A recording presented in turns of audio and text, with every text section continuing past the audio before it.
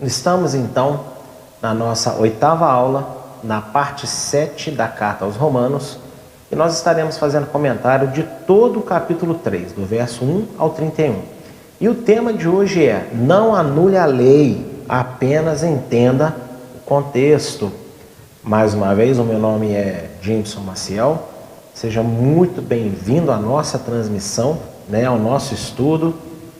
Inscreva-se no nosso canal, ativa o sininho das notificações e deixa o seu like. Mas vamos então para os nossos slides de hoje. Uma vez que o tema central da carta aos Romanos foi elucidado, que era combater a dissensão entre judeus e gentios crentes daquela época, que tentavam sobrepor um ao outro quanto à própria importância dos planos de Deus, e relembrando novamente a advertência que Pedro fez quanto à complexidade dos escritos de Paulo em 2 Pedro 3, de 15 a 16, o restante da epístola pode ser compreendido em sua verdadeira essência. Nas aulas passadas nós fomos explicando a introdução, o capítulo 2, e na aula de número 7 eu mostrei qual é o centro, o ponto principal da carta, que era acabar com uma discussão que já estava havendo lá em Roma entre os judeus crentes e os gentios crentes, de quem era mais importante que o outro, Então, esse é o foco central. Paulo quer acabar com essa rachadura, com essa divisão. E olha que interessante, qual foi a religião que se instaurou em Roma alguns séculos depois e que culminou, contribuiu, trabalhou para que essa ruptura ela pudesse então se concretizar da forma mais terrível possível. Então não é à toa que Paulo, pelo Espírito Santo, já escreve a Roma para frear certos aspectos. E eu quero fazer um comentário breve, que é o seguinte: o certo, ao estudar a Bíblia, cada pregador, cada pessoa que expõe a palavra, ela pode ter o desejo de falar de um tema que veio ao seu coração. Só que não é correto você procurar versículos que apoiam o seu tema. O ideal é que você conheça os contextos para usar uma passagem para explicar aquilo que você quer falar. Então a passagem ela tem que originalmente estar falando exatamente daquilo que você quer usar aquela determinada passagem. Porque senão vira texto sem contexto. E aí causa muitos pretextos.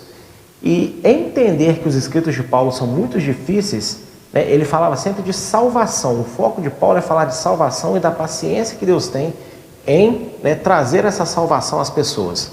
Esse é o foco de toda a carta de Paulo. Pedro diz isso claramente em 2 Pedro 3, de 15 a 16, mas ele também diz que as pessoas distorcem tanto as palavras dele como as demais escrituras, porque tem pontos difíceis de entender. A palavra de Deus ela não é tão complexa, mas ela também não é tão simplória às vezes. Então, meu irmão, que você possa aprender que antes de usar um determinado texto, você tem que ir lá onde ele se encontra e examinar o contexto que levou aquela palavra a ser usada. Senão, você vai agir igual Satanás na tentação do deserto com Yeshua. Vai usar uma palavra que parece encaixar na situação, é bíblica, mas não é daquela forma, ok? Então, é interessante você saber que, se você entender o foco, que é se parar com a discussão entre judeus e gentios crentes em Roma, e se você entende que Paulo fala de uma forma que é necessária uma atenção especial, você então vai conseguir compreender todo o conteúdo da carta muito facilmente.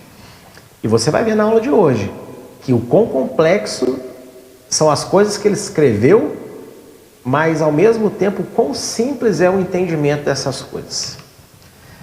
Paulo fala aos dois públicos do início ao fim da carta, judeus e gentios, mas em alguns momentos ele se dedica a um de forma direta e a outro indiretamente. E no capítulo 3, o alvo primário eram os judeus. Olha, isso aqui é muito importante. Durante toda a carta, Paulo está falando a toda a comunidade, incluindo os judeus e gentios. Porém, em alguns momentos da carta, as palavras são direcionadas especificamente para um grupo e depois para outro. Só que, quando a palavra de Deus fala diretamente a uma audiência, as pessoas que estão em segundo plano ouvindo, elas também podem extrair aprendizado para si. Quero dar um exemplo. Se um homem estiver no congresso de mulheres, talvez ele esteja lá trabalhando, servindo, né? E lá ele vai ouvir uma palavra direcionada para a mulher. Só que ele tem que entender, ele está em segundo plano, a palavra não está focada nele, homem. Só que tudo aquilo que a mulher estiver aprendendo e for palavra de Deus, ele então, se ele observar aquelas palavras, ele vai tirar dali aonde que ele tem que mudar, aonde que ele tem que ajudar a esposa, a noiva, a mãe, a irmã, né? Uma mulher que tem na vida dele, a executar aquilo que ela está aprendendo. Então, toda vez que você entrar numa igreja e você pensar assim, essa palavra não é para mim hoje, olha, você está errando, porque em todos os planos secundários, as pessoas podem aprender, ainda que o alvo seja outro, tá bom? E isso é importante que na carta de Paulo. Nesse momento, capítulo 13, está direcionando a palavra dele diretamente para os judeus, crentes. Mas os gentios crentes, ouvindo aquilo, também vão perceber o que eles, também não podem ou devem fazer para contribuir com a instrução que os judeus estão recebendo. Então nós sempre aprendemos com a palavra de Deus. Ao contrário do que é ensinado pela teologia normativa cristã, Paulo não abandonou o seu estilo judaico de fé e vida, mas o ajustou à verdade do evangelho de Yeshua, levando tal adaptação para todas as igrejas do Senhor ao redor do mundo. Tem gente que fala que Saulo virou Paulo, que ele deixou de ser judeu e virou cristão, aquela coisa toda. Mas a própria Bíblia não nos mostra isso. Inclusive, na primeira aula desta série, eu dei uma ênfase muito grande nessa questão do nome de Paulo. Será que ele era Saulo e virou Paulo? Será que é isso mesmo? Então assiste aí, procura na nossa playlist sobre as cartas de Paulo, que você vai aprender melhor, né? E Paulo, ele não deixou de ser um judeu, ele não deixou de guardar tradições. O que ele fez, ele que sujeitou todo o seu aprendizado, ele sujeitou todo o costume do seu povo à fé em Yeshua, tá bom? Então a fé dele em Yeshua fez com que ele se relacionasse com essas ações aqui de uma forma correta, de uma forma que agrade a Deus. E eu tenho alguns textos bíblicos para te mostrar. 2 Tessalonicenses 2, verso 15. Vamos lá nessa carta, muito interessante. E olha só o que diz. Então, irmãos, estáis firmes e retende as tradições que vos foram ensinadas, seja por palavra, seja por epístola nossa. Em primeiro lugar, quando Paulo diz nós, ele está dizendo ele e os demais apóstolos, que são todos judeus, inclusive. Então, que tradição é essa que Tessalônica recebeu e que as igrejas também recebiam? Porque você deve entender que tradição é algo que está sendo praticado há muito tempo e que já se transformou num passar para frente, uma geração ensinando a outra a fazer. E a igreja aqui de Atos, a igreja do primeiro século, ela ainda era nova, ela não compreendia nela o aspecto de tradição própria ainda, ok? Então as tradições que Paulo está dizendo, quais são? As tradições bíblico-judaicas que foi dada por Deus a Israel. Nós não estamos falando de judaísmo, que passou a existir entre o segundo e o terceiro século, como uma defesa dos judeus aos cristãos que estavam agora rejeitando qualquer vínculo com o Antigo Testamento e com a cultura judaica. Então o judaísmo não existia até esse ponto, tá bom? Dessa forma como conhecemos hoje. Então Paulo, ele pegou todas as tradições que ele conhecia, ele pegou tudo aquilo que envolvia a fé judaica da época e ele sujeitou a Yeshua. O que é bom ficou, o que é ruim saiu, e o que é bom que ficou também sofreram adaptações conforme o entendimento do Senhor das Escrituras e não dos rabinos. Então isso é interessante, porque senão você monta um personagem que não existiu. esse Paulo desconectado da sua origem, desconectado do seu povo, desconectado das suas raízes judaicas, não existiu. Foi esse Paulo que escreveu tudo aqui que nós estamos lendo, inclusive a carta de Romanos. E você vê que Tessalônica ele fala, retendes as tradições. Quem tinha tradição para passar para a igreja? O povo de Israel. Então, algumas culturas judaicas, Paulo com certeza compartilhou com as igrejas ao redor do mundo, mas tendo sempre o foco desses ensinos, a fé em Yeshua. E é o que nós tentamos fazer. Basicamente, para quem não sabe o que é mensagem da restauração, a mensagem de restauração é isso. É tentar aproximar você novamente de Israel, dos mandamentos de Deus, da cultura judaica bíblica, mas tendo como base de tudo isso, tendo como pedra angular dessa construção, o Senhor Yeshua, os profetas, e a lei de Deus. Então, vamos lá agora em Atos, capítulo 16, verso 21, que é muito interessante, viu?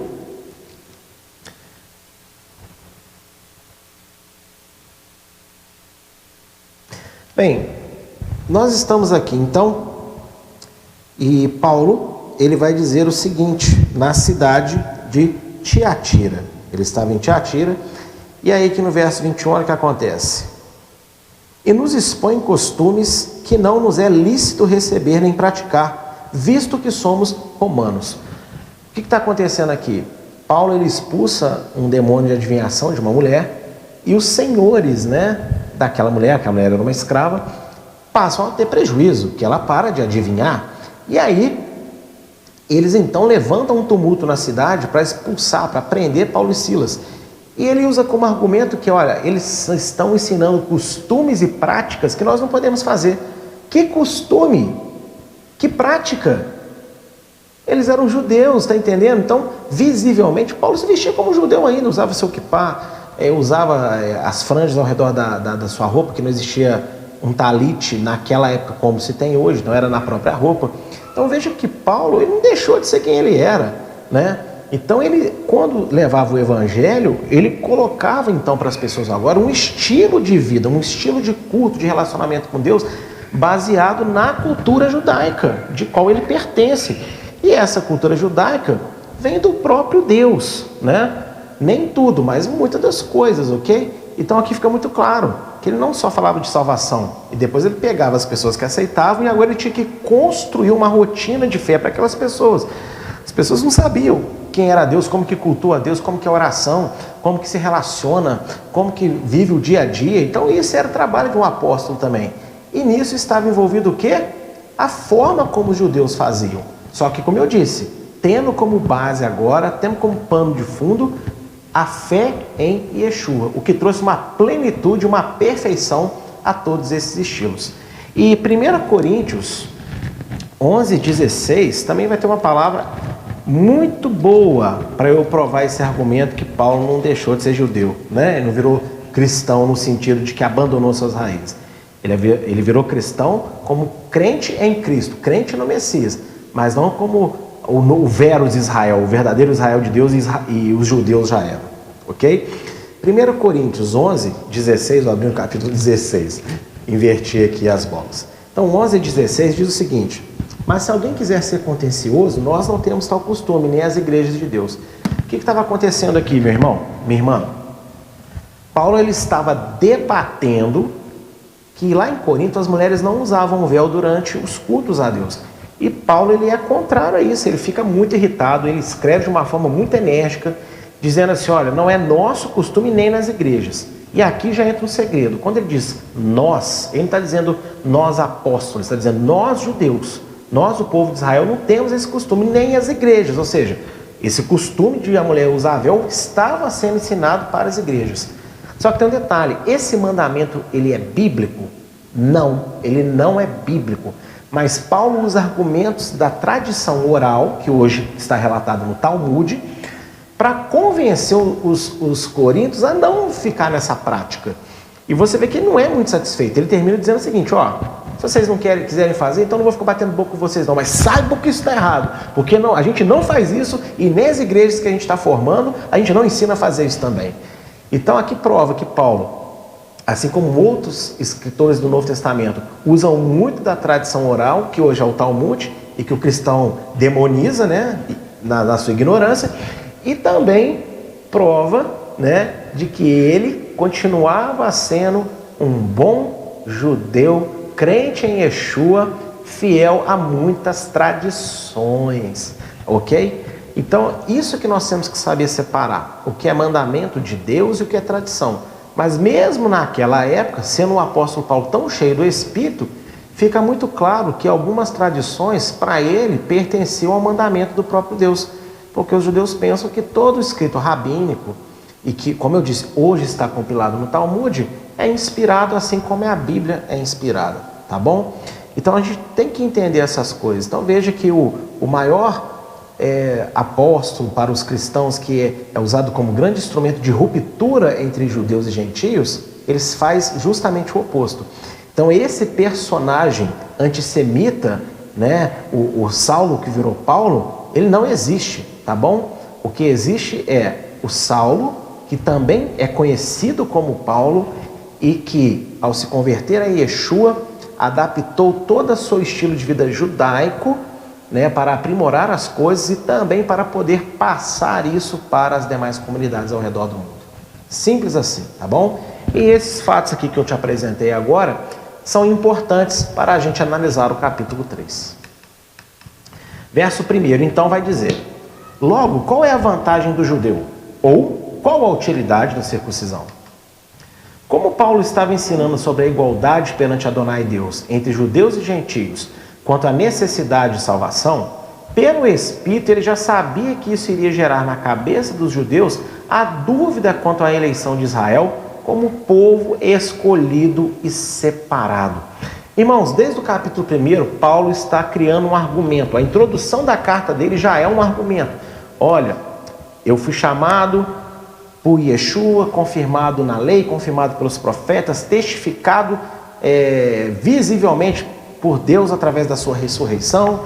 Eu agora vivo para Ele, eu vivo para Ele em espírito, e eu ensinei, né, na segunda aula dessa série o que é viver em espírito, pela fé que leva à obediência aos mandamentos.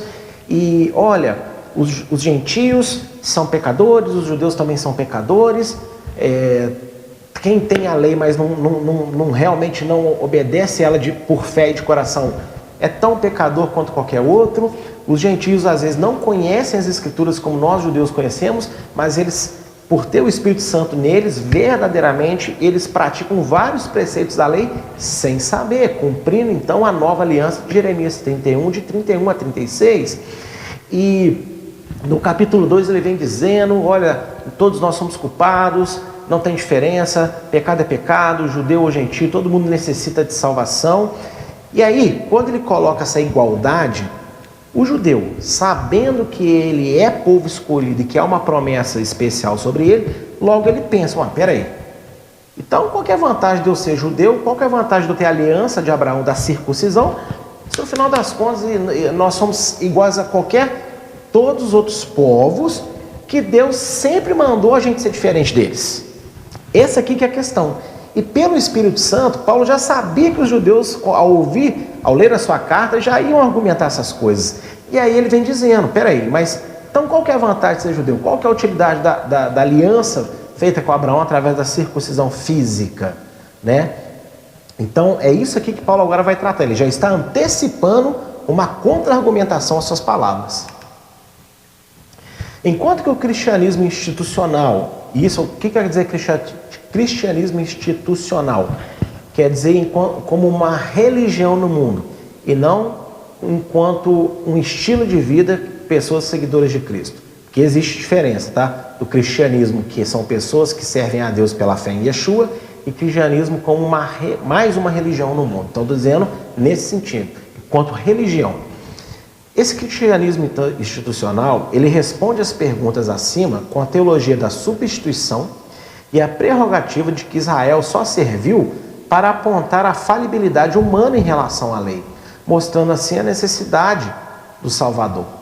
Paulo, todavia, ensinou que o propósito de Deus com os judeus não os tornou imunes às consequências do pecado, a condenação eterna, Mas também enfatizou que a inclusão dos gentios ao povo de Deus, Efésios 3,6, não anulou o propósito que Deus criou para os judeus, de serem luz para todas as famílias da terra. Ou seja, essa pergunta de Paulo, ela vai ser respondida por ele mesmo nos versos a seguir. Só que como que a teologia cristã responde isso? Como que a religião cristã responde isso? Os homens, né? Sem inspiração do Espírito de Deus. A teologia da substituição, iniciada, né, de uma forma mais clara por Marcião, ali no segundo, terceiro século, que as nações que acreditam em Cristo, que acreditam no Messias, agora elas são o verus Israel, né? A igreja no mundial, ela agora é o verdadeiro Israel, e toda vez que você tem uma promessa no Antigo Testamento, coisas boas, você deve entender Israel como igreja. Agora, as punições são para o povo judeu, porque eles rejeitaram, né, o Messias, então agora ele deu para todas as nações aquilo que era deles. Isso é a teologia da substituição. E isso está errado, tá bom? E essa é a resposta que a teologia então vai dar para qual é a vantagem do judeu. A vantagem do judeu foi só ter uma história para até chegar à parte da igreja, e agora não é necessário mais. E a segunda resposta para qual a utilidade da circuncisão é o seguinte, que Deus, ao criar aliança com Abraão e formar o povo de Israel e dar para eles lei e mandamentos, era só para pesar a vida deles, para mostrar que eles não conseguiam guardar a lei e precisavam de um Salvador. Então, de uma forma muito disfarçada e sem as pessoas perceberem, estão chamando Deus de fútil e de mentiroso. Porque a palavra dele, ele diz claramente em vários textos que é lei de vida, que é uma lei que vai dar para eles segurança, que a lei não é difícil demais para ser alcançada, não está no alto céu, não está na profundidade, está na boca, está no coração, que é uma lei que vai fazer com que Deus sinta prazer na vida deles e que vai protegê-los de todos os males que há na humanidade, porque Deus vai estar sempre com eles. Vai mostrar para as outras nações, né, que seria um povo sábio, que tem um Deus verdadeiro. Então, essa afirmação teológica de que a lei só serviu para apontar o erro das pessoas e assim mostrar a necessidade de um Salvador, isso é antibíblico, isso não é verdade, tá bom? E é assim que a teologia responde. Mas não é o que Paulo está ensinando. O que ele está ensinando é o seguinte, olha, não é porque a gente tem sangue judeu que significa que Deus vai passar a mão, né, na nossa cabeça quanto ao nosso pecado. Ou seja, eu não vou ser salvo só pelo fato de eu ser judeu. Então quer dizer que só porque eu sou judeu, Deus vai ignorar então o meu pecado, porque ele tem uma promessa na minha vida? É isso que ele está dizendo. E ele diz, não é isso, tá bom? Ser judeu não imunizou eles de pecarem e também não os isentou de responsabilidade de prestar contas a Deus desse pecado. Então, o judeu, ele tem que ser, ele precisa, né? Ele precisa de salvação como qualquer outra pessoa do mundo, porque ele também pecou. E esse é o argumento dele no final do capítulo 1 e capítulo 2. Os gentios pecaram sem lei, nós pecamos com lei. Ou seja, eles pecaram na ignorância, nós pecamos de forma consciente, o que é até pior. Então esse é o argumento de Paulo. Mas Paulo também, ele está enfatizando o seguinte, olha, não é porque também Deus nos coloca em igualdade com os gentios, no sentido de que, no termo de pecado, nós pecamos igualmente, então seremos condenados igualmente, e precisamos de salvação igualmente, que isso anula o chamado de Israel. Entenda, quando estamos numa igreja, não são todas as pessoas dentro da igreja que são pastores, não são todos que ministram louvor, não são todos que limpam. Cada um tem uma função. A função do pastor não é ser exaltado, não é assim, eu sou o pastor, o intocável, o chefe. Não. A função do pastor é realmente liderar as pessoas, mas principalmente ele tem uma responsabilidade maior que todo mundo. Porque ele precisa de se tornar um exemplo para os seus membros, para que, através da vida dele, todos possam enxergar como servir a Deus. Então, quanto mais você receber, mais te será cobrado. Então, Israel tem uma responsabilidade de ser luz para as nações.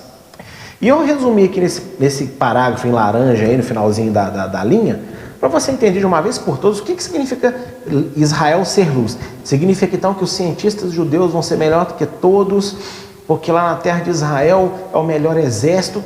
Não, isso tudo acompanha a proteção de Deus sobre eles. Só que não é isso que é ser luz, tá bom? Porque não adianta nada você ter as melhores ciências, mas você não ter a salvação. Então, ser luz é exemplo de fé. Deus chamou o povo judeu, o povo de Israel, para ser exemplo de povo que serve a Deus para a evangelização do mundo, ok? Então, esse é o propósito de Israel: envergonhar todas as outras nações, exibindo no seu cotidiano um relacionamento com Deus. Em Efésios 3,6, eu quero ler esse texto com vocês. Os gentios, então, passam a ter essa mesma responsabilidade, tá bom? Só que Israel possui essa responsabilidade como nação. O gentio, ele passa a ter essa responsabilidade como indivíduo, né? E como, às vezes, uma congregação ao qual ele pertence. Então, o peso da responsabilidade de Israel é maior, e ele não foi anulado, tá bom? Porque os gentios foram incluídos agora na família de Deus. Efésios 3,6. Assim, a saber que os gentios são co-herdeiros de um mesmo corpo e participantes da promessa no Messias pelo Evangelho. Então é isso que Paulo está argumentando.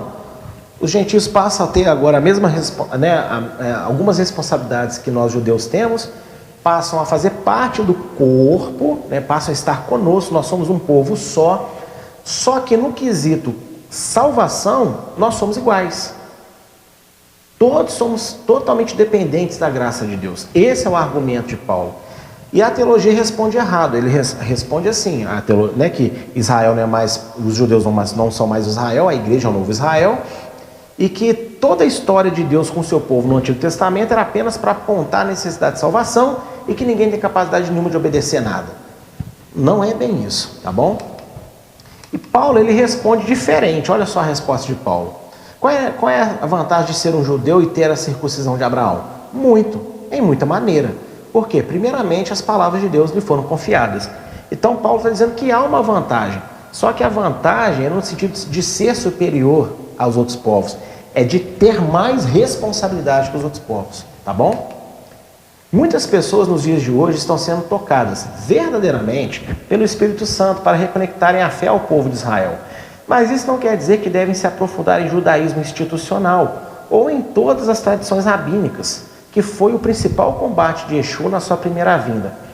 Lá em Mateus 15, Yeshua combate a Natilah Yadai, em que é a lavagem cerimonial das mãos, ou seja, não é lavar a mão antes de comer por higiene. Você lava a mão como um ritual de purificação espiritual, para que a comida não te contamine. E Yeshua dá uma aula exemplar de que Deus nunca exigiu isso na Torá. Não é isso que deixa o coração do homem impuro, Ele trata tudo isso. Ele não estava combatendo a lei alimentícia de Levítico 11, como nos ensina. Inclusive, nós temos uma ministração, se eu não me engano, da Simhat Torá. Eu falei sobre esse assunto. E vale a pena conferir depois aí no nosso site, tá bom? Procure a administração de Simhat Torá desse ano, que eu vou ter explicado muito bem Mateus 15. E lá no verso 6, Yeshua falou que, olha, por causa da tradição de vocês anulam o mandamento de Deus.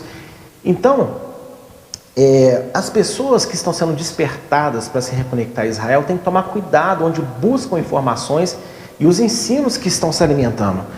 Não é porque agora nós estamos dizendo que temos que nos reconectar com o povo judeu, então que todo judeu que fala, tudo que eles fazem está certo, toda a tradição que eles têm está correta. Não, muito pelo contrário.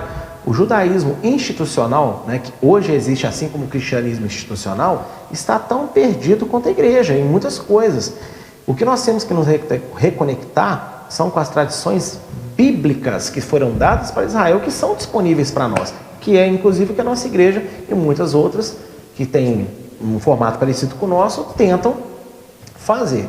Trazer para a vida do cristão, para o gentio crente, elementos judaicos da fé e que estão na Bíblia de uma forma possível, dentro de um contexto social que nós vivemos. Então, cuidado ao buscar, você não tem que agora sair ouvindo tudo que é rabino, tudo que é ensino, cuidado, tá bom? Tome cuidado, procure as fontes certas e eu aconselho no Brasil, fora aqui, a nossa igreja, primeiramente, né, o Ensinando de Sião em Belo Horizonte, porque realmente nós bebemos da mesma fonte. Então, tenha cuidado, tá bom? Ao buscar esses ensinos. Agora, tudo que os judeus falam é assim, porque não é bem assim não, tá bom? Tome muito cuidado com isso. E aí agora eu vou explicar por que eu estou dando essa instrução. A resposta de Paulo, que as palavras de Deus foram confiadas primeiro aos judeus, não tem a ver com a excelência de interpretação que eles possuem em relação às Escrituras. Pois se assim fosse, todos já creriam em Yeshua. Mas que a vontade de Deus expressa ao longo da Bíblia foi dada primeiro a eles. E a circuncisão, que é a aliança da promessa que Deus fez a Abraão, ou com Abraão, de que formará para si um povo eterno, também foram eles que primeiro a receberam. Gente, não entenda, porque primeiro a palavra de Deus foi confiada a eles. Então tudo que eles interpretam está certo, tudo que eles falam está correto. Não, porque se tudo que eles interpretassem estivesse certo e correto, toda a nação de Israel já estaria crendo em Yeshua. E nós temos muitos tratados no Talmud que condenam a fé em Yeshua. Então, essas interpretações estão tão certas assim? Essas tradições estão tão corretas assim? Entende como é simples você avaliar? Então, o que nós devemos buscar? Nós devemos buscar aquilo que está na Bíblia e que eles receberam primeiro e que agora também está disponível para nós. Ah, pastor, você pode dar um exemplo bem simples? Posso. As festas bíblicas de Adonai, Páscoa, Pentecostes, Tabernáculos, Yom Kippur, são festas que foram dadas primeiro para Israel, mas agora, como os gentios, Efésios 3,6, são co-herdeiros e participantes dessas bênçãos, eles também podem praticar de uma forma adaptada e possível no seu cotidiano, na sociedade em que se encontram. É isso. Né? Tem outros exemplos também, mas esse é o mais simples que me veio à cabeça agora para elucidar vocês. Então veja que qual é a vantagem de receber a palavra primeiro? Porque eles receberam essa oportunidade primeiro. E também de, através deles, começar a formação de um povo. Agora, os gentios também estão recebendo essa oportunidade, tá bom? Então, não entenda isso aqui como agora tudo que eles falam está correto, está certo, toda a tradição está super correta e eu vou fazer porque os judeus fazem. Não é bem assim, tá bom? Algumas coisas são boas, são interessantes, nós mesmos praticamos, como a Havdalah, que não é uma ordenança bíblica, mas é um costume que eu, ao analisar, vejo assim, algo muito bom, o encerramento do Shabat, o início de uma nova semana, e não tem nada assim escandaloso, não tem nada que contraria a santidade bíblica. Então é um costume que pode ser praticado. A nossa igreja, por exemplo, pratica. É obrigatório? Não, mas eu posso fazer tal como eles fazem, porque exibe a glória de Deus. Agora, o foco mesmo são nas coisas principais. Então não adianta eu fazer uma Havdalah, mas eu, por exemplo, ainda não preciso guardar Páscoa, sendo que a Páscoa é um mandamento direto de Deus. Então tome cuidado com as fontes judaicas que você busca. Agora, abrindo um pequeno parênteses, existem muitos escritos interessantes e dignos de serem avaliados, né, dos sábios judeus ao longo da história. Porque ainda que não creram em Yeshua, escreveram coisas muito interessantes, que quando você coloca a pessoa de Yeshua ali, fica perfeito, tá? Mas entendeu que deve haver cuidado? E aqui eu quero dizer para você que nos acompanha já há algum tempo, mas não sabe muito bem, olha, fique conosco, nos siga de verdade, entre em contato que a gente vai te ajudar e nós vamos juntos construir uma história de restauração, né? Nós aqui, vocês aí, Deus pode fazer muita coisa, quem sabe nós vamos até você, onde você está, tudo isso pode acontecer, mas graças a Deus por esta igreja chamada Eliyahu, que eu vejo claramente qual é o nosso propósito, né? Trazer um equilíbrio de uma forma possível, a restauração para a vida das pessoas sem que elas se percam no caminho. Porque eu conheço muitas pessoas que começaram a buscar judaísmo, contato com judeus tradicionais, não crentes em Yeshua, e que hoje rejeitam Jesus, rejeitam Yeshua como Salvador, porque foram, né, enganados pelos argumentos dos judeus. Então, espero que vocês tenham entendido aqui esse ponto, muito importante. Verso 3 a 6 vai dizer o seguinte: pois que, se alguns forem incrédulos, a sua incredulidade aniquilará a fidelidade de Deus? De maneira nenhuma. Sempre seja Deus verdadeiro e todo homem mentiroso, como está escrito, para que sejais justificado em suas palavras e venças quando forem julgados. E se a nossa injustiça for causa da justiça de Deus, que diremos?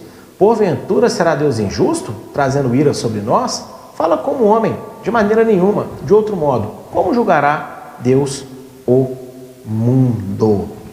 Gente, o texto de Paulo aqui é magnífico, mas dá um nó na cabeça de muita gente, né? Então vamos analisar isso aqui direitinho.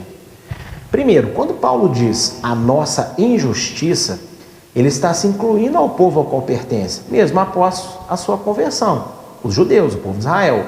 E essa terminologia é muito usada ao longo de suas cartas. O Rabino Shulman, inclusive, ele foca muito sobre isso. Não é em todas as passagens. Tem horas que quando Paulo fala nós, ele está dizendo todos nós. Não importa de qual língua, tribo ou nação sejamos. Mas em muitos pontos, quando Paulo fala nós, ele está dizendo nós judeus. E quando ele fala, bate no microfone aqui. E quando ele fala vós, ele está dizendo vós gentios, né? E isso é importante, tá? Para você entender aqui. E aí você vê claramente, então, que o alvo primário deles são os judeus, aqui no capítulo 3. Ó, nós, porque ele também é judeu da tribo de Benjamim. Assim como alguns acreditam que a predestinação se trata da eleição de Deus, de que enquanto uns foram criados para serem salvos, outros o foram para serem condenados, também hoje muitos judeus pensam que o simples fato de nascerem judeus os justifica perante Deus.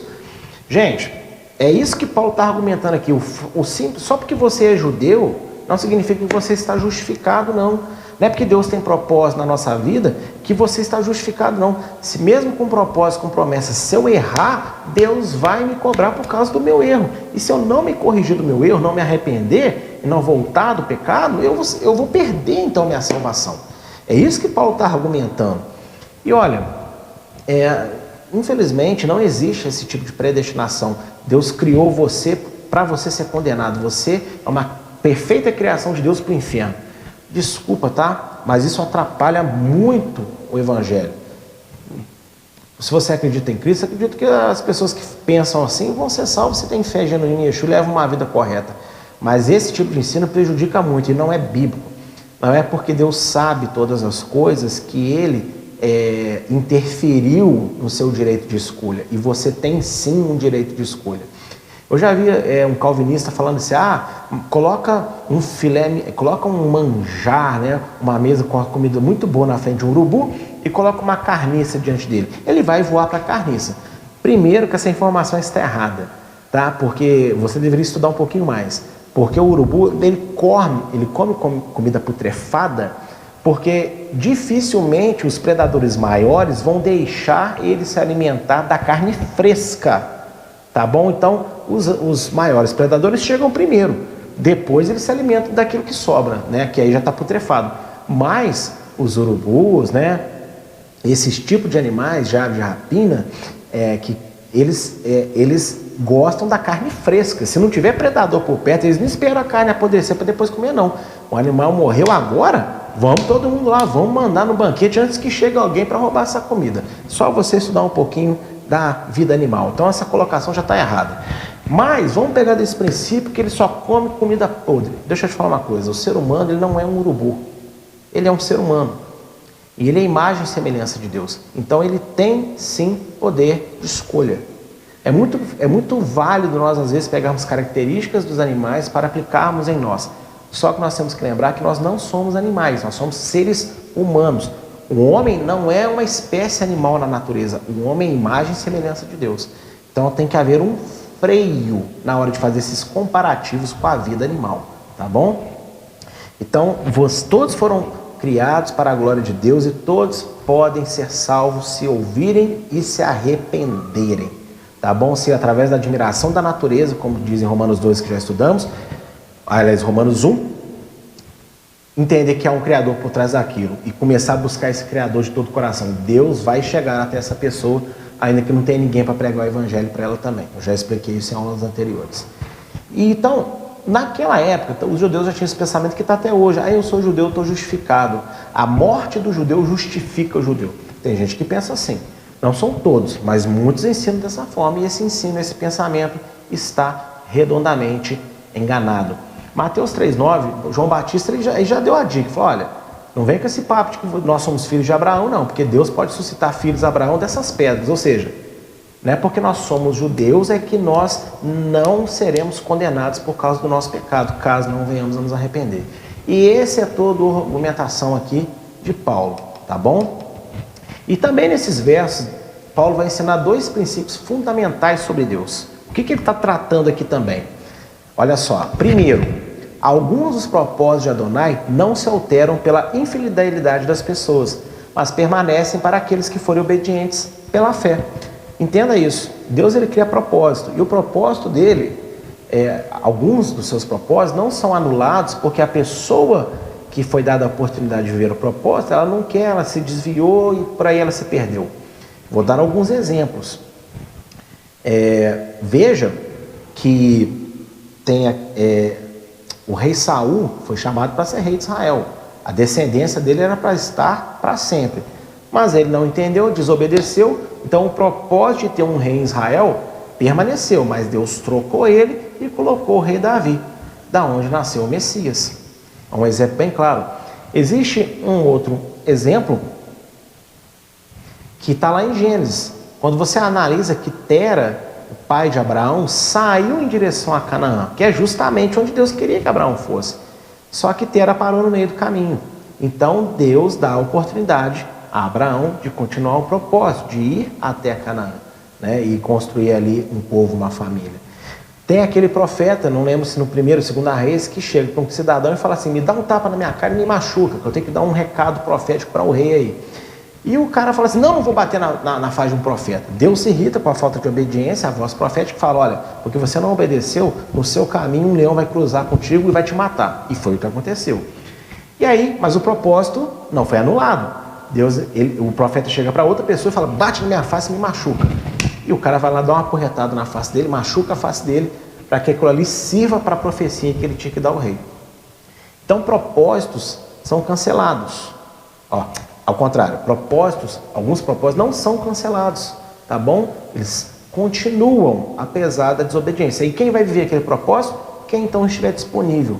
Quem tiver um coração tão voltado para Deus, estiver com disposição de enfrentar tudo que é necessário. Um outro exemplo que eu me lembrei aqui agora, quantas vezes Deus não falou, Moisés, eu tenho aqui um propósito de fazer um povo, só que esse povo aí está difícil, então sai da frente que eu vou matar todo mundo, eu vou reconstruir toda uma nação, vou fazer toda uma nação da semente de Abraão através de você.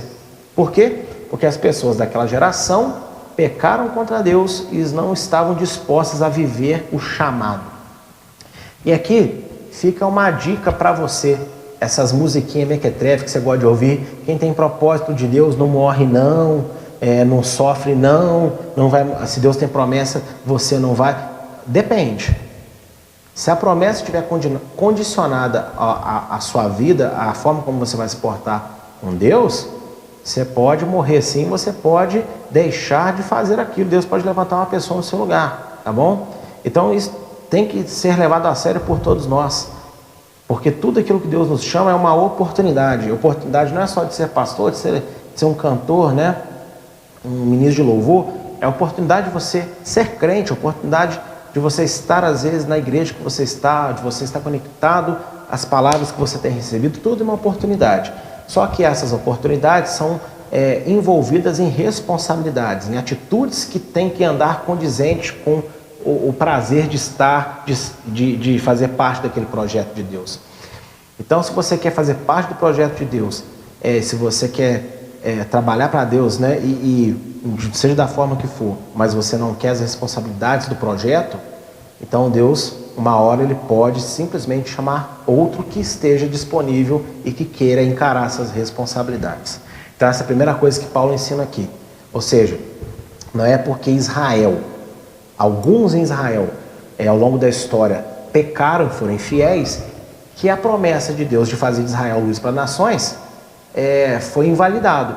E essa plenitude acontece aonde? Em Yeshua, porque Yeshua é judeu, né, como um homem, e também na vida dos apóstolos, porque eles todos eram judeus. Então veja que através dele, Deus está cumprindo o propósito de Israel se tornar exemplo de fé. E esse é mais um motivo para você compreender que Paulo e os demais apóstolos não poderiam ter se afastado da cultura judaica, que é bíblica, porque senão estariam fugindo do propósito original que Deus criou para Israel. E aqui nós temos 2 Timóteo 2,13, que diz o seguinte: se formos infiéis, ele segue fiel, não pode negar a si mesmo. E aí muita gente pensa assim, tá vendo? Se eu for infiel, se eu fugir da presença de Deus, se eu for miserável, ainda assim Deus me ama e tem propósito comigo. Não é bem assim não.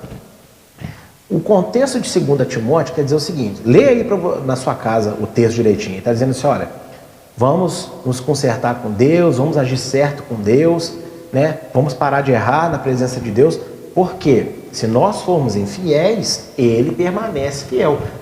Porque o que Paulo diz no contexto? Se nós permanecermos no erro, então nós iremos para o juízo. Deus irá aplicar então condenação e juízo sobre nós.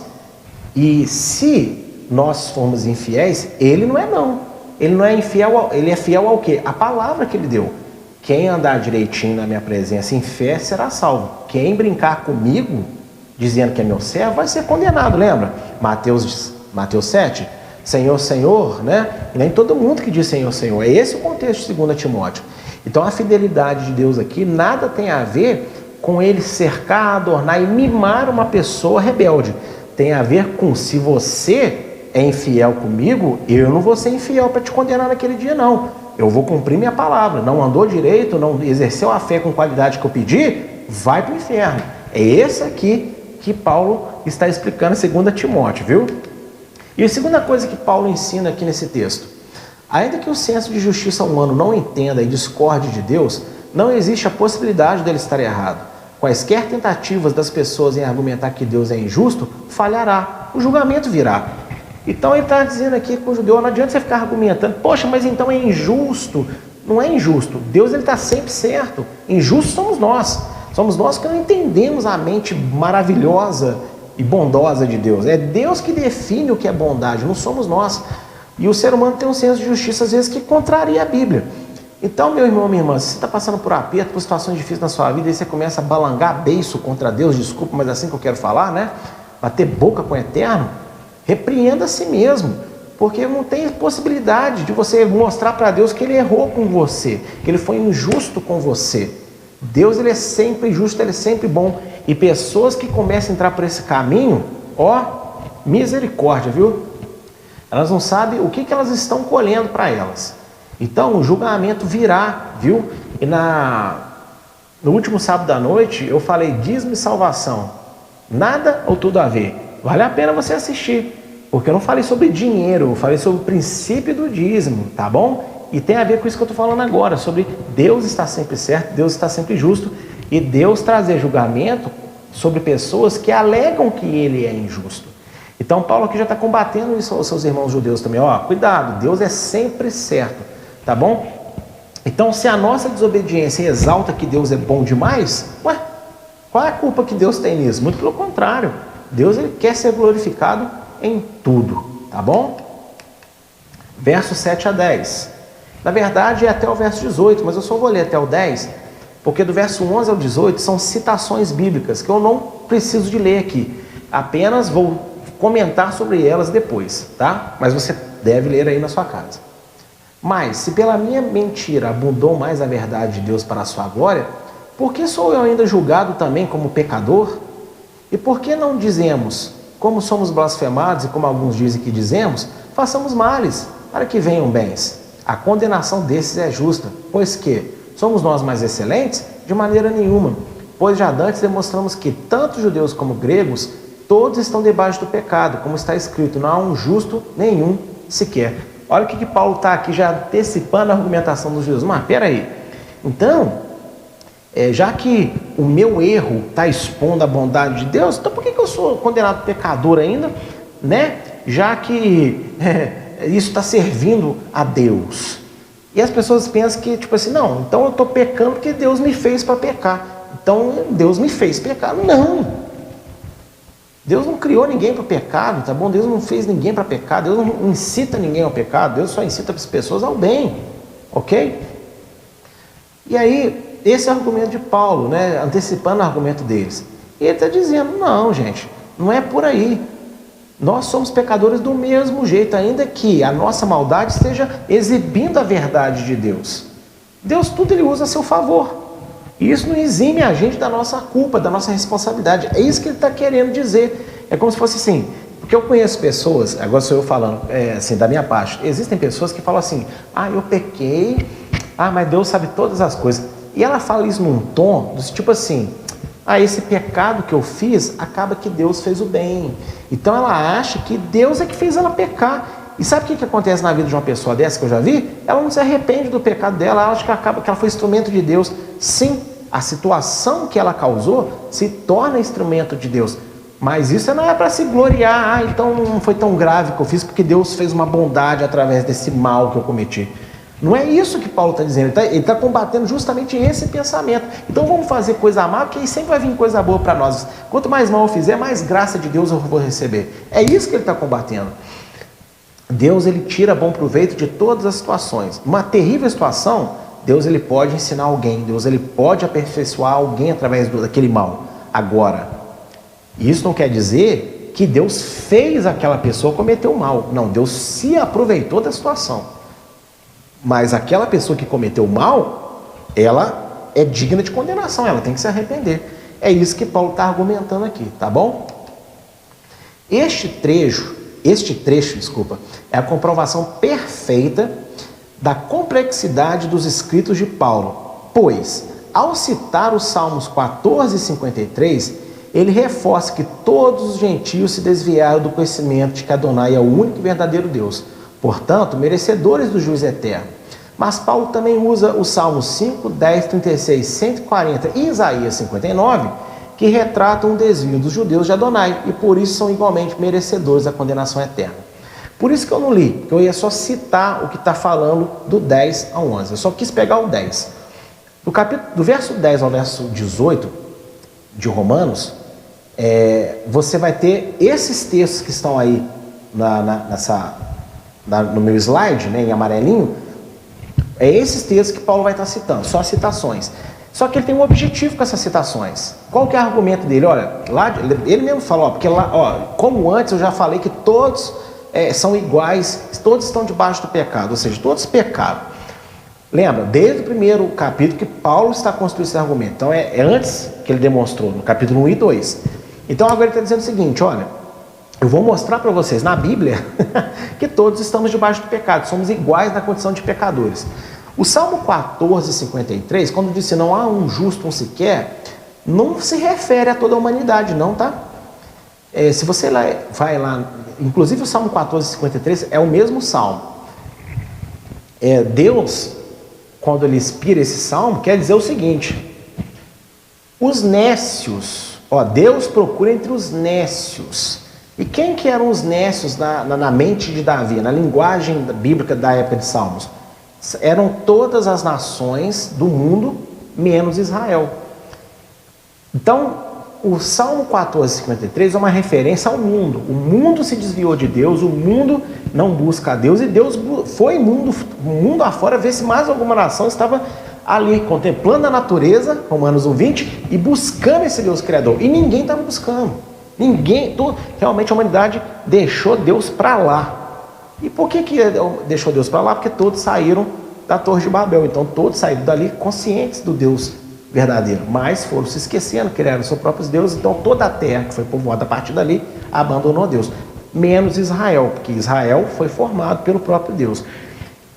E aí Paulo está dizendo, os gentios são pecadores. Salmo 14, 53 comprova isso. Porém, o Salmo 5, 10, 36 e 140 e também Isaías 59, né, que é o verso 11 ao 18, vai mostrar que nós, judeus, se nós tínhamos o Deus verdadeiro, nós nos desviamos dele em muitos momentos. Então, os gentios não buscavam a Deus, esqueceram que Deus existe. Nós, sabendo que Deus existe e tendo a palavra dele, cometemos vários pecados. Então não há diferença para Deus nisso. Todos somos iguais, todos somos dignos de condenação. É isso que esse trecho todo quer dizer, tá bom? E Paulo é inteligentíssimo para montar toda essa estrutura. Isso aqui foi um trabalho primoroso de Paulo. Isso aqui, eu tenho certeza que ele não pegou a pena só escrevendo só não. Ele parou, ele pensou, ele orou, ele jejuou, sabe? Foi realmente um trabalho, assim, impecável. Então Paulo mostrou na palavra que tanto gentios quanto judeus pecaram diante de Deus. E é essa a condição de igualdade que Paulo fala. Não é na questão de propósito. E o propósito, como eu expliquei no início da aula, não eleva o status quo de ninguém, mas imputa sobre ele maior responsabilidade. Quanto maior o chamado, maior a responsabilidade. E não maior o brilhantismo de ninguém. Tá bom? É isso que Paulo combate.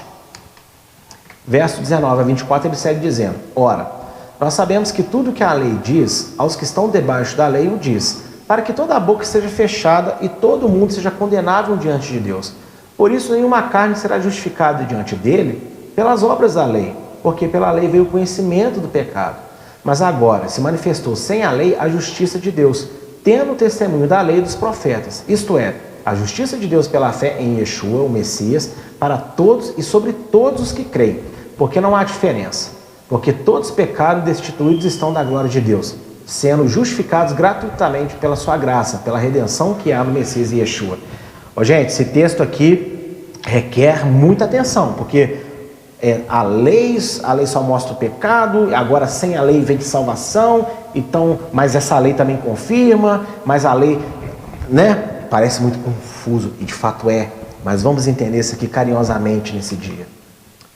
Paulo, então, diz aos judeus que obedecer à lei não os redimia dos seus pecados, e nem os tornavam mais merecedores da salvação do que os gentios. Só a fé em Deus, que desde aqueles dias foi planificada pela revelação de Adonai, né? Ou seja, Yeshua, traz o benefício da salvação. Qual que é o pensamento dos judeus naquela época? Nós somos judeus, filhos de Abraão, e nós guardamos a lei. Então, a vinda de Yeshua, o Messias, é uma recompensa pelas nossas boas atitudes. Nós merecemos a salvação. E Paulo está dizendo, não. Vocês não merecem salvação. Como os gentios também não merecem. Salvação não é merecimento. Salvação é misericórdia de Deus. E ela não é dada como premiação de quem se acha alguma coisa. Ela é dada para aquele que não é nada, mas escolhe depositar a sua confiança, a sua fé e ser fiel a Deus. Então Deus recompensa esses com salvação, porque eles escolheram ter fé, eles se humilharam diante de um Deus santo, reconhecendo que são pecadores. É isso que Paulo está querendo ensinar aqui, e é perfeita essa explicação, ok? E lembrando de novo Mateus 7, né? Eu fiz isso, eu fiz aquilo, eu expulsei demônio, eu curei enfermo, mas Yeshua diz o quê? Não te conheço, porque você não viveu de forma agradável a Deus. E como é que você vive de forma agradável a Deus? Guardando o mandamento. Não, o mandamento tem que ser guardado. Só que ele não pode ser guardado de uma forma robotizada, mecânica. Não, ele tem que ser guardado pela fé em Deus. Você faz por fé. Então, você é dependente de Deus para fazer. E não você faz agora querendo reconhecimento de Deus. Esse é o problema de muitas pessoas, com lei ou sem lei, em tudo que fazem.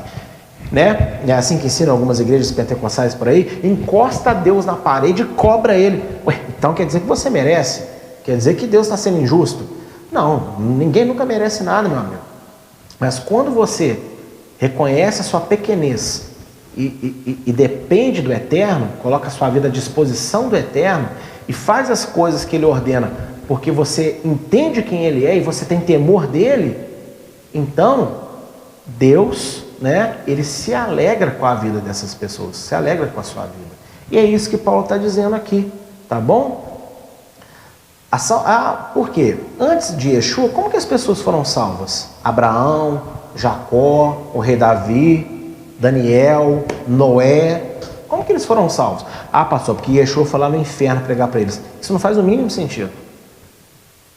Como que Abraão estava no inferno, condenado, não foi salvo, mas e se torna o nosso pai da fé?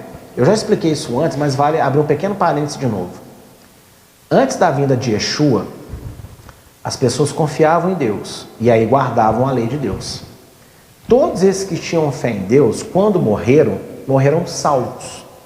Porém, eles morreram sem o poder para ressuscitar, porque os pecados deles ainda não tinham sido expiados, mas a fé deles mostrou que eles tentavam viver de forma afastada dos pecados que eles tiveram ao decorrer da sua vida.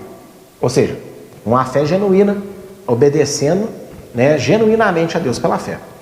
Quando vem Yeshua, daí para frente, está revelado então o poder da ressurreição, que é o próprio Yeshua. Ele mesmo fala em João, porque Deus me deu o poder de ressuscitar quem eu quiser naquele dia. Por isso que ele fala, conheço ou não conheço, o poder está na mão dele. Ele é o poder da ressurreição, ele é a própria ressurreição. Então, quando Yeshua manifesta como ser humano, como filho de Deus, em carne, então esse poder de ressurreição agora ele está manifesto, está conhecido. Por isso que eu falo, a obra da cruz não pode parar na morte, na cruz. Tem que ir até a tumba no terceiro dia e ele ressuscitou. Por isso que ele é Salvador. Porque se ele tivesse morrido, ficado morto, a gente estava tudo lascado. Então daí para frente, o poder da ressurreição já está ativo e já é conhecido, Yeshua. Para trás, todos que morreram com a fé em Deus, no menor grau de revelação que receberam, agora vão poder ressuscitar, porque a ressurreição se manifestou, Yeshua. Só que nem hoje e nem lá atrás ninguém ressuscitou ainda.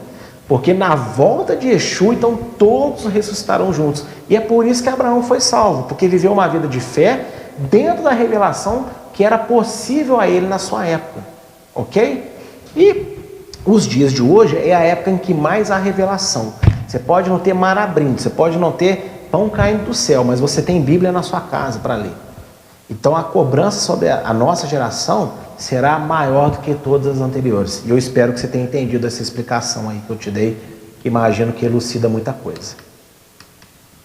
A justiça de Deus que se manifestou sem a lei não significa que a lei foi anulada. A justiça de Deus se manifestou sem lei, ou seja, a lei acabou porque a justiça veio. Não é isso que Paulo está querendo dizer. Mas com a confirmação da própria lei dos profetas, veio Yeshua, aquele que gerou salvação para toda a humanidade, pela fé em seu nome, e não pelo mérito da mera obediência à lei sem a fé. Irmãos, Abraão não foi salvo porque guardou mandamento. Abraão foi salvo porque teve fé em Deus. A fé dele o levou a guardar mandamentos. Nós temos isso em Gênesis 26:5. O próprio Deus falando com Isaac. Ele ouviu a minha voz, fé. Primeiro vem ouvir a voz. Ele ouviu a minha voz e guardou meus mandamentos. Toratot em hebraico, plural de Torá. Ou seja, ninguém pode guardar sem ouvir a voz.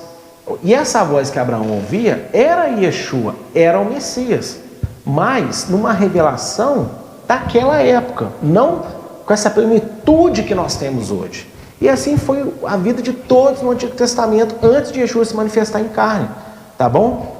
Ninguém nunca foi salvo por ser obediente à lei, mas os salvos guardavam lei.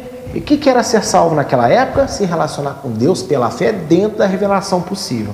Então todos que no Antigo Testamento, antes de Yeshua, que exerciam fé genuína, obedeciam a Deus, criam em Yeshua, mas não da forma que hoje ele está revelado para nós. Como se numa sombra, como se numa nuvem, uma coisa meio obscura, mas foi o suficiente para lhes garantir salvação. E assim é hoje também, tá bom? Salvação não é mérito de obediência, mas obediência é mérito para quem foi salvo, tá bom? Os salvos devem obedecer. Então, quando Paulo fala aqui que a justiça se manifestou sem lei, tem nada a ver que a lei acabou para a graça vir. Não é isso que ele está dizendo. O que ele está dizendo é que a graça salvadora não é recompensa por obediência. A graça salvadora é recompensa pela fé. E esta fé levou pessoas à obediência. É simples assim. Do verso 25 a 30 vai dizer: ao qual Deus propôs para propiciação pela fé no seu sangue, para demonstrar a sua justiça pela remissão dos pecados dantes cometidos, sob a paciência de Deus, está falando aqui de Yeshua, para a demonstração da sua justiça neste tempo presente, para que ele seja justo e justificador daquele que tem fé em Yeshua. Onde está a jactância? É excluída, Por qual lei? Das obras? Não, mas pela lei da fé. Concluímos, pois, que o homem é justificado pela fé sem as obras da lei. É porventura Deus somente dos judeus e não é também dos gentios? Também dos gentios, certamente, pois Deus é um só e justifica pela fé a circuncisão, judeus, e a incircuncisão, não judeus. Vai ficando, parece que cada vez mais complicado, né? Fica não, calma aí que nós vamos te explicar. Primeiro, o que é jactância? Jactância é a atitude de alguém que se manifesta com arrogância sobre si mesmo, na pretensão de conquistar recompensas por mérito próprio. Então, qual que é o argumento de Paulo que eu estou explicando para vocês aqui no capítulo 3? Paulo coloca os judeus e gentios como iguais no sentido de necessidade de salvação. Então ninguém tem mérito sobre ninguém.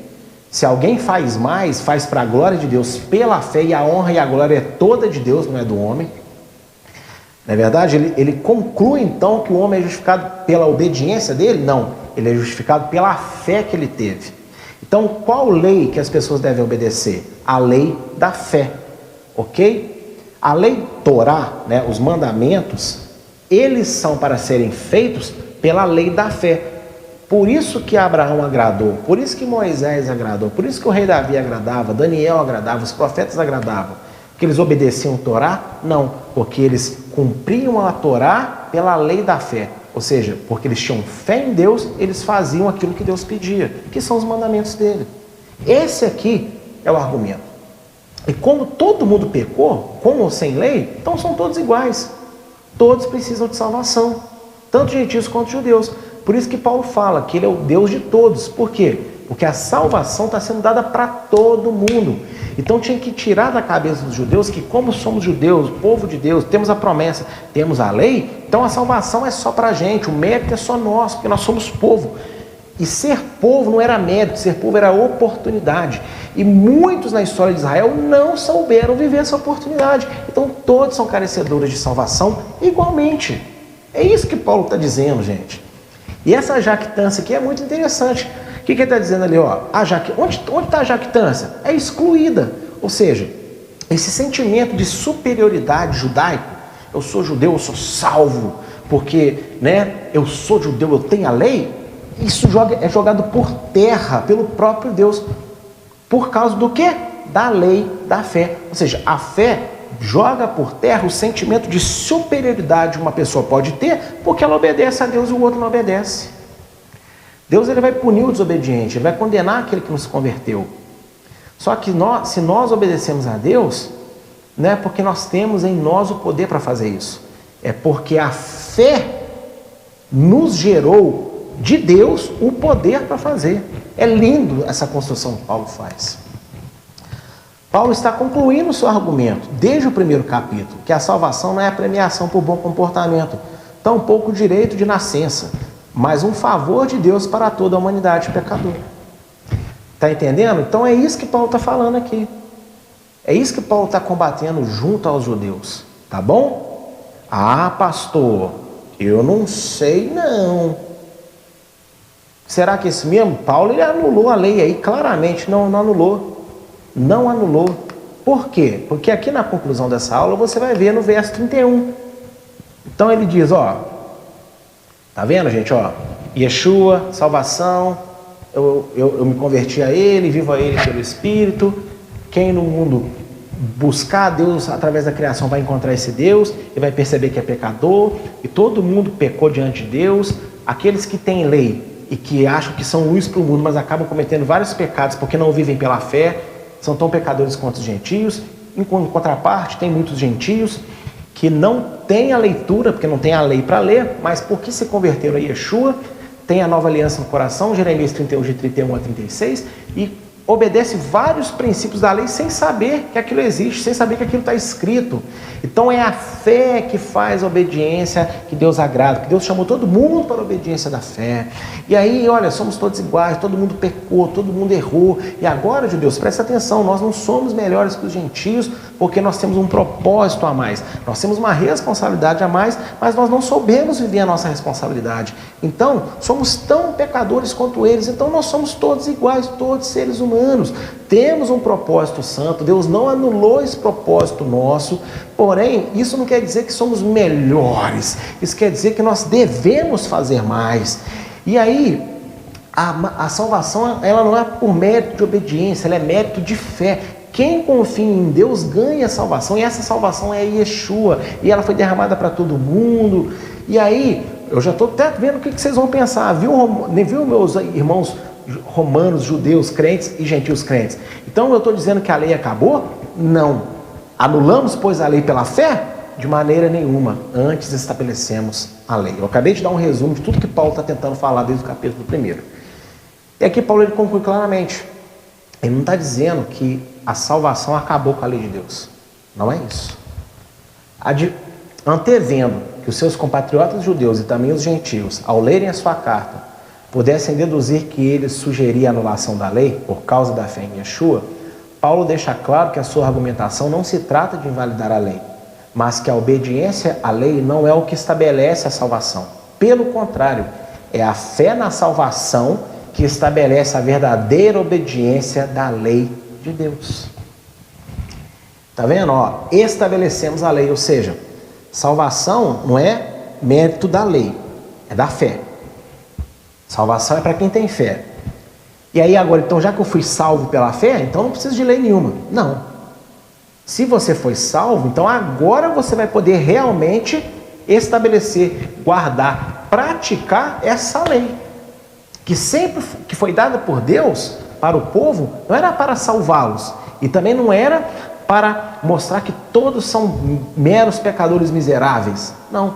A lei, que é a vontade de Deus, era para guardar a vida das pessoas em santidade até a vinda do poder da ressurreição do Messias. Então todos no Antigo Testamento, volto a repetir, que tinham fé em Deus e obedeceram à lei de Deus por causa dessa fé, por temor a Deus, não por mérito, eles foram guardados de uma vida pecadora e na volta do Messias eles serão ressuscitados, porque naquela revelação possível da época eles creram em Jesus, em Yeshua, ainda que não tivessem revelado esse nome, Yeshua, Jesus. Porque quem crê em Deus de verdade, com certeza crê em Yeshua de verdade. Salmo 85, de 8 a 11. Olha que texto maravilhoso. Escutarei o que Deus, Adonai, falar, pois falará de paz ao seu povo e aos santos, para que não voltem à loucura. Certamente a salvação está perto daqueles que o temem, para que a glória habite na nossa terra. Graça e a verdade se encontraram, justiça e paz se beijaram. Vamos entender esse texto? É o seguinte, eu vou escutar o que Deus vai falar. Quem é o verbo? Quem é a voz de Deus? Yeshua. Pois falará de paz, evangelho da reconciliação, ao seu povo, Israel, e aos santos, ou seja, a todas as pessoas que se converterem a Deus nas nações, para que não voltem à loucura, ou seja, para que após ouvirem a voz de Deus, após entenderem a salvação, após entenderem o que é fé em Deus, não voltem para os seus pecados, não decaiam da fé e voltem para o estilo de vida pecador aí do mundo. Pois certamente a salvação está perto daqueles que o temem, ou seja, daqueles que têm fé nele, mas temer não é só falar que tem fé, falar que acredita. Temer é ter fé, falar que acredita e viver, né, de forma condizente com a santidade de Deus, ou seja, em santificação, em obediência, para que a glória habite na nossa terra, ou seja, a glória de Deus seja manifesto entre nós, o reino de Deus já seja visto entre nós, que é o nosso papel, sermos luz. Quando alguém vê a gente fazer uma boa atitude, se nós pegamos a glória para nós não entendemos nada. As nossas boas atitudes é para apontar que essa bondade, essa vida que as pessoas começam a falar assim, poxa, isso é legal, eu queria ter isso na minha vida, não é por nossa causa, é porque Deus está em nós. Graça e verdade se encontraram.